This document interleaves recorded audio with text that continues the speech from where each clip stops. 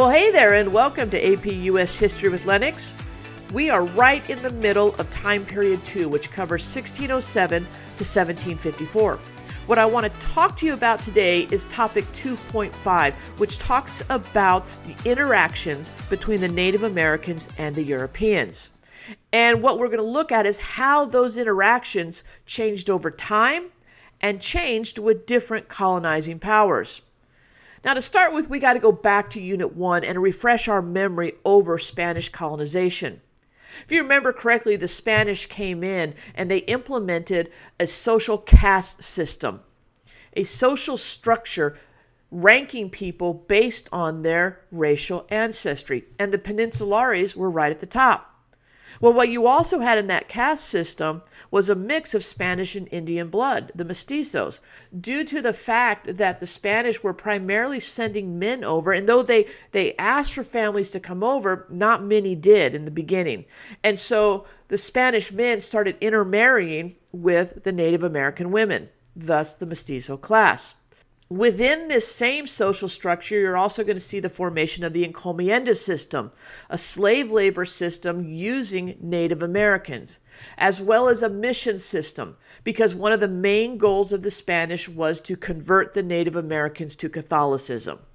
So all of that was part of the Spanish colonial system for colonization. They did face pushback from the Native Americans. The best example of that is the Pueblo Revolt. It's going to happen in modern-day New Mexico and Arizona, where the Pueblo banded together and launched an offensive against the Spanish colonizers, and they were effective. They actually pushed the Spanish out of their region for almost 12 years. But the Spanish eventually returned, and when they did, they had a little bit of compromising that they did with the Pueblo in order to prevent another revolt down the road. Well, when you compare Spanish colonization to English colonization, they're completely different. Looking at the Spanish, they came in as conquerors. They conquered major empires like the Aztecs and the Incas. And once that was done, they subjected the Native Americans to their slave systems. The English, well, it was not so much. When they came in, they didn't come in as conquerors. They came in as families. They were looking to create settlements. There was no desire to intermarry with the Native Americans. And really, there wasn't a push to convert the Native Americans either. And what we saw for a while was a peaceful coexistence between the English and the Native Americans. And they benefited off of one another. The Native Americans were getting access to European goods like tools and other implements that made their life easier. At the same time, the English were benefiting in that the Native Americans were teaching them about the land and how to survive and how to farm and how to hunt and how to trap. But as the English population grew, they started encroaching on Native American lands. And this is going to cause conflict between them and Native American groups. A great example of this is going to happen in 1675 in King Philip's War. King Philip was the chief of the Wampanoag tribe. His native name was Metacom, so sometimes you'll hear this referred to as Metacom's War. What he is going to do is he is going to build an alliance with other tribes in the area. They are going to start attacking English settlements. Well, what the English ended up doing was they allied themselves with the Mohawk, and the Mohawk is going to help them overthrow Metacom.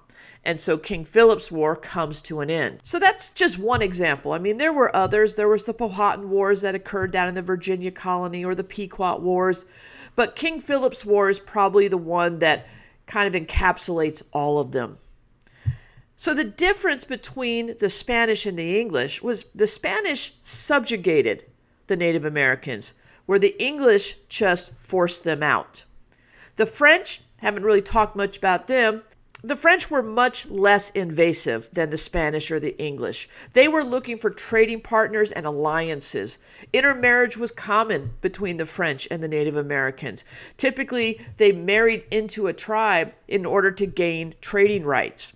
And while they didn't have major settlements, they did have trading posts throughout the lands that they claimed. The French did ally themselves with the Huron, which will play a big part in history later on, because the Huron were the enemy of the Iroquois. Regardless, though, if you were the Spanish, the English, or the French, natives were never seen as equals. Now, to be honest with you, there was never really a concern about the Native Americans unifying against the English. One thing that's often overlooked in American history is how diverse Native American culture was. Many of the Native American tribes in the Americas were already warring with each other. So the odds of them unifying against any colonizing power was very, very small. Now, some Native American tribes absolutely tried to build alliances with the Europeans, but then others just moved to where Europeans weren't. And that, unfortunately, is going to become the norm moving forward in our history. And we're going to talk a lot about that in a future video. But that wraps up this one. If you have any questions, go ahead and post them in the comments below. Thank you for watching, and we'll see you on the next one.